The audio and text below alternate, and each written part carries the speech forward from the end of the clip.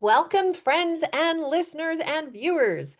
You are here with me, Michelle Walters, and my podcast pal, Cinthia Varkevisser, for another episode of Mind Power Meets Mystic. On our show, I am the Mind Power because my Insta handle and my YouTube handle is Mind Power Junkie, and I just love thinking about the power of the mind. And Cynthia's our mystic because, well, she's mystic. We are here today with our guest, Lori. Lori Colombo is a national board certified health and wellness coach with 20 plus years of experience working as a health coach, nutrition coach, wellness expert, certified massage therapist, and advanced body worker. Beyond which, she has earned a stack of certificates, including certified yoga instructor, trained herbalist, and nutrition advisor, layered on top of a 20-year career as a certified Montessori early childhood educator. As a board certified health coach, Lori integrates all of her professional expertise and grounded intuition to guide and empower clients to reach a new level of wellness and state of vitality she calls Vibrance. Welcome, Lori Colombo. Thank you for having me. Oh, Excited to be here. we're super excited to have you, especially after listening to your bio.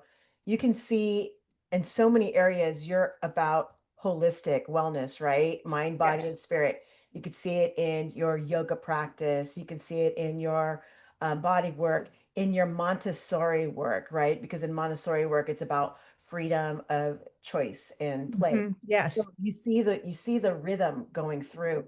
Have you had that rhythm within you? Have you been aware of it since you were a baby, or when did you realize that this was within you, and how did you get started on this path? I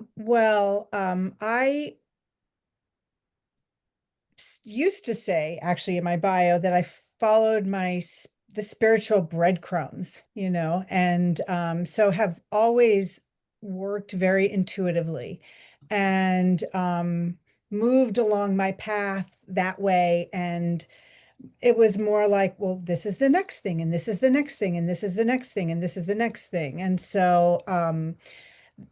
And a lot of it has to do with what opportunities have come up along my path and just what felt right at the time. And I can look back now and see that being a board certified health coach and we're helping with people in this very holistic way has always been where I was headed. You can only see that when you're further down the path. But there were just a lot of times I could have become a registered dietitian or a nutritionist, or even a doctor, or have continued down the education path. And none of those felt right. And so I just kind of have always done the next thing that lit me up, and that just made sense and just seemed like the right next step. So I've always been guided by my intuition in that way, and that's how I work a lot with clients that are open to that. Oh, Totally. I think that's great. As some of our listeners know, I met Cynthia because she was my intuition teacher. Way back in the day, I felt like that was something that I wanted to develop in me.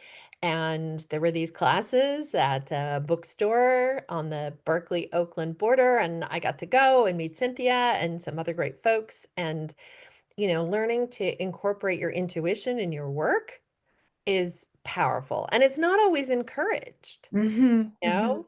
I mean, I'd be curious, Lori, as you were attempting or trying to follow your intuition, if you ever ran into places where you were like, "Oh, wow, this isn't me. This is, I'm coming up against things or people who don't appreciate me for knowing that side of myself." 100%. I mean, I think when you operate that way and the world doesn't, Mhm. I mean, even, you know, that's why I had to leave where I grew up because I just felt like I don't belong here. This isn't, where I can you operate in that way. So I had to move to California um, in order to be that way. And even my journey out here has been like that. But to get here, I kind of made my way. Um, yeah, but even like I think for everybody on their like path in life, you kind of get to like a place where even just how you've gotten to where you've gotten, it just no longer fits. And that was for me when I was a Montessori teacher. I loved it so much when I first started, and it was an incredible community for me to raise my children in. And I feel like everything I learned there has served me working with clients now. And I feel like just the little kids are just so filled with magic. And but then it was just like, oh, this isn't it anymore. And so, sometimes you're kind of in that place where you don't know what the next thing is. And that's just how it goes. There's a quick thing that happened for me when I was doing my intuitive work. My teacher actually kicked me out of the nest, and now not permanently, but she kicked me out of the nest because I wanted instant gratification, right? I wanted not approval, but like, yes, you're right. So I could keep moving on. I needed that acknowledgement that she said, you know what? Why don't you go to handwriting analysis? And in handwriting analysis, because it's a science that, it's already backed. So you have your proof. You don't have to do that thing. And as I was going along, I realized I was giving everybody readings. And so I was kind of using the rules, but people were asking me about significant others and things that you couldn't get from handwriting analysis. You could use the probables based on law of averages, but not. And so then I was like, okay, I can do readings. And I love doing readings. So I'm going to pop back in. So when you realized that Montessori was no longer there for you, how did you make your leap to the next thing? Or was it like a sidestep that made it a leap to the next thing? Well, I pulled back because I didn't feel like I had the option of just stopping for different reasons. So I pulled back, I worked less, and I had kids, and I was married at the time to their dad, but he was traveling a lot for work. So I was the, main parent. And so there was just so much I could do. And I kind of felt like I just kept going. So I was like, well, I actually started doing my yoga. I just wanted to do yoga. Like I knew I needed to do yoga. And so I did yoga, and then I loved it so much. And this was decades ago, like before, you could do a, certification on over the weekend or something, but there was a place around the corner. And so I was like, well, this is what I need to do now. And then and so it was like that. I just did what I could, whatever next step I could do while I stayed in that community, where my children were going to school. And so it was, I sidestepped it, and then I not sidestep, continued following my spiritual breadcrumbs, just staying within the community. So I really stayed in the nest, like you were saying. No one kicked me out. Maybe that would have been good. And then finally, I started my business, my bodywork business, Massage for Moms, and would just do it when I could in the afternoons and evenings and stuff. And then um, that was never going to be the end game, but that was the kind of leaping point. I could leave my Montessori to do body work. So I started that business, and then I had this dream actually somewhere in there where it was like choose herbalism. So I, incorporated that. And anyway, so I finally took the leap of faith, and I was still married at the time. Got separated a year later, and I might not have made that leap if I were, not if we're not married. I didn't have I so I had did have a little bit of security, and then I sort of did get kicked out of the nest, and then, when I a couple of years later, when I really needed to financially support myself, that was when I really got kicked out of the nest and figured it out fast. Um, so yeah, so I did kind of do little steps and then a big leap. Well, that's cool. That's very interesting. So, Lori, I know you are a board certified health coach, and we've Mhm. talked to a lot of people. I'm not sure we've spoken to a board certified health coach. Mhm. Tell us a little bit about what that work is and how you help your clients. So, I know that there's this whole thing in our industry about like imposter syndrome and like, put yourself out there, you're going to feel like you don't really know anything, but that's just imposter syndrome. And I think sometimes you really do need to learn more things before you put yourself out there. And when I started I started my work with nutrition, I mean, decades ago, really.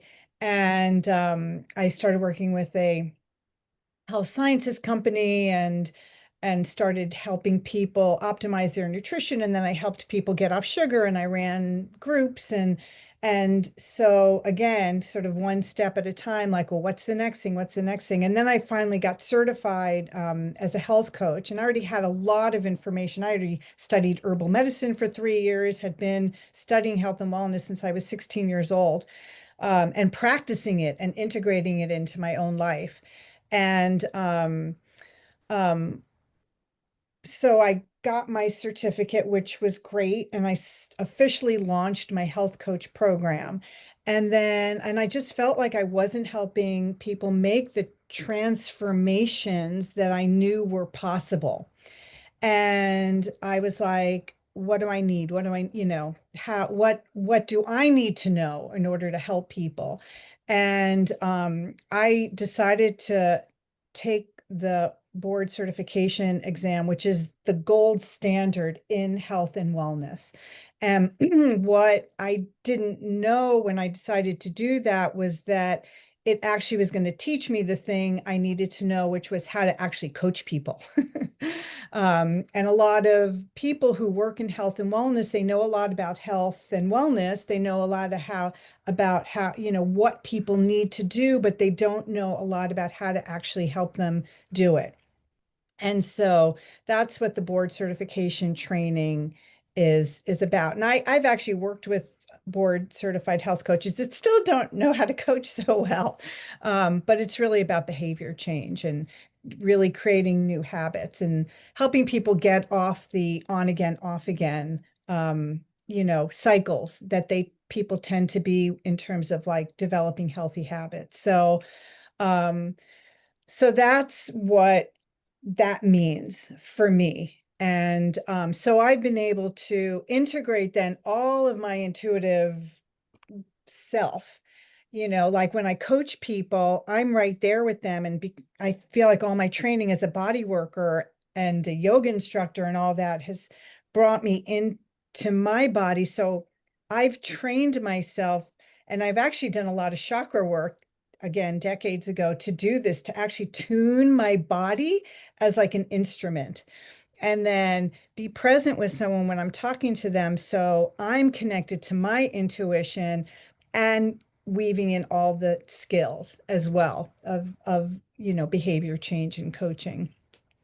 This is actually the perfect time to talk about the sixth chakra Hmm. because that's why we are having you here as a guest, not because you're an amazing person and you use your intuition and you help others really listen to Hmm. themselves. So, for me, the really quick down and dirty for a sixth chakra is intuition. It's a form of trust. It's an inner wisdom that you're listening to.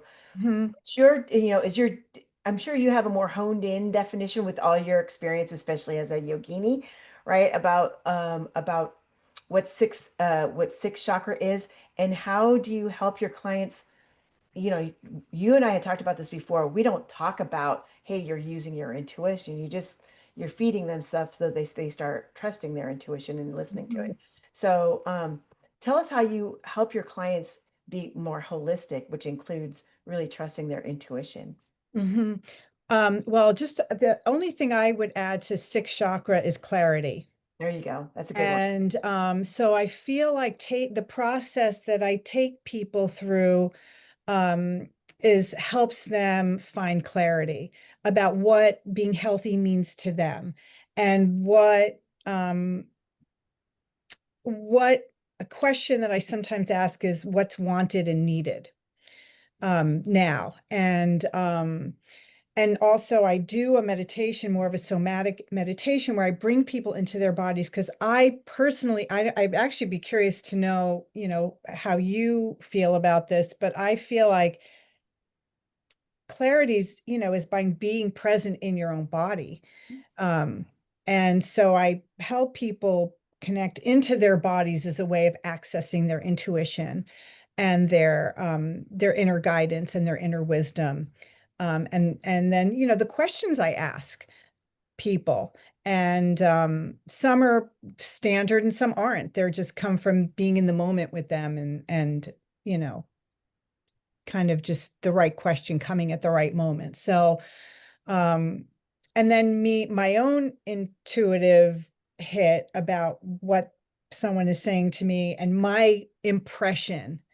And so sharing that, and then, people will say, yes, that's exactly it, or no, that's not it at all. Um, and then clarify. So it's that dialogue as well. So it's all of that. It's questions that I ask. It's bringing people into their bodies, and then it's me being present with them with my own intuition, helping them get to their own clarity and inner knowing. Well, that's great, Lori. I'm wondering if you can share with our listeners maybe either a real client success story or kind of a amalgamation of some clients, kind of rolled together. Who are they and Hmm. what problems do they bring to you and how do you help them solve those problems? And, Hmm. where did they start? Where did they finish? Because that's Hmm. people are always excited to Hmm. um, hear about other people's transformations. Hmm. Well, there's kind of a couple of different camps of people. Some of them are people who have put their self-care on the back burner for years and decades and don't feel good. And they kind of realize if they don't make changes to their health now, they're going to die or decline very quickly. Like they see the road ahead and it doesn't look good, and they want to do something. And often there's space in their lives to do it. Um, and then another sort of camp is people where something has shifted in their lives. They've had a baby and they're getting ready to go back to work, or they've gone back to work. And or they're a working mom with two little kids, which is kind of where I was when I started on this path, whole, really full on. And they need to help figuring out their self-care, um, given their circumstances, their lives in the moment. And then that ultimately will keep them from ending up years and decades putting their self-care on the back burner. So those are generally the two camps. And so I help people figure out again, where they are and what they want for themselves. And I do a visualization exercises for people that are want to and are willing to play with me, I like to say. And but if not, I ask them, I try to tap into what they envision for themselves. And but it's not like a carrot on a stick. Like I want to, I don't know. I so don't work like that. I've forgotten even an example, but it's more about how you want to live your life, how you want to show up, how you want to feel in your body. Like that's the vision statement. And so that every time, and then I help them, okay, so given where you are and where you want to be, what do you need to change? And people know. And what do you need to change that you're ready to change? And so that's how kind of we build. And then I take them through the process where they start doing, whatever it is, and they choose. Maybe it's, drinking more, starting by just drinking more water or going for a walk every day or whatever it is, or we find that actually we need to address stress management first, because that's the thing that's making them eat too much um, or they need community, whatever it is. And so it's very individualized, as you can see. And then they end up feeling, and then each win, it's like they actually get to experience themselves as that person that is showing up the way they want to show up and is feeling how they want to feel in their bodies. And so I'm always helping them make that connection. And that's part of what helps keep them going. And people just end up feeling, well, the whole process is fun, it's empowering, and people feel good about themselves and about how they're creating their lives. You're basically a result of what you do, how you spend your days, your habits. Um, and yeah, they feel empowered and they feel proud of themselves, and they have tools to work with. One of my favorite stories that when you and I had a visit with each other was that you had two clients and they seemingly had the same want. You know what I mean? They wanted to have the same result, similar result. And one person, you took them on an emotional path, right? Hmm. And the other one, you're like, oh, she just needed to learn how to manage her calendar, manage her time. Hmm. Right. Yes. Very emotional. One was very practical. Yes. Loved how you have the wherewithal to do that, where it's very practical. Have any of your clients been super surprised where they come at you very emotionally and then you do something as practical as, oh, let's just fix your calendar. Hmm. And they're like, holy crap, that's all it took. Yeah. I mean, yes, that's 100%. People sometimes don't realize how simple the solution is. And actually, one client I worked with, she did incredible at um, one, shifting her perspective of her self-care, being instead of being selfless. And then when she kind of got to the end of her rope, being selfish, like she needed to take it. We first worked on just being self-full and just coming, her, giving herself what she needed. So there was that aspect, but then it was like, well, just when you get home, with your girls at the end of the day, sit down and have a snack. And she was like, yeah. Okay, and it was again so simple. And then later on, she came back to me because she needed more of her own life, like, what do I want? What do I want to do? My husband gets to go do this and that, and I kind of feel like I'm missing out in life. And it's like, well, what are the things you love? And I just want, I want, and again, it was so simple. It was like, I can just take my kids to the farmer's market, which is where I love to go. And so, again, sometimes it is like these really simple, kind of obvious things. And that's why I feel like people need a coach for those kinds of things that are so, to me, it's like, well, why don't you just do that? Or, okay, it just seems like you're really disorganized. Let's, clean up your calendar or whatever.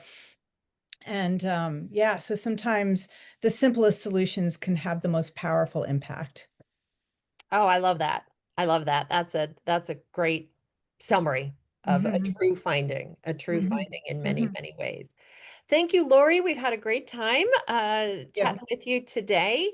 Is there anything you'd like to share with our listeners? Something on your website or a upcoming gig or Well, so I've got enrollments open now for my one-on-one coaching program. This time of year is a great time to start. People feel renewed in the fall to take care of themselves and actually, helping people figure out how they want to manage the holidays and then having them really start the new year on with some real true health goals for themselves and some true tools for how to get there. So you can visit my website, loricolombo.com, LORICOLOMBO.com, and read more about what I do, and you can sign up for a consult through there.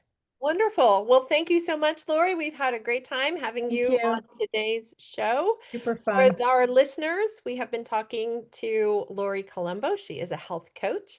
This is Michelle Walters. I'm the Mind Power part of Mind Power Meets Mystic, and my co-host has been Cinthia Varkevisser, our show Mystic.